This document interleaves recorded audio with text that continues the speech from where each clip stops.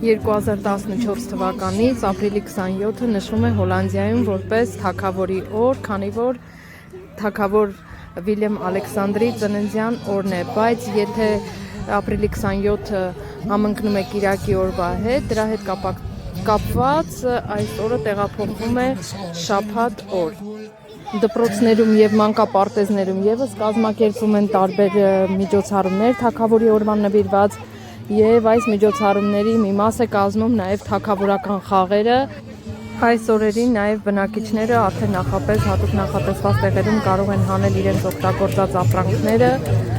վաճառել շատ էժան գներով, հիմնականում նարնջագույն, կապույտ և սպիտակ զարդարվում են բոլոր թաղամասերը և հագնվում են մարդիկ նաև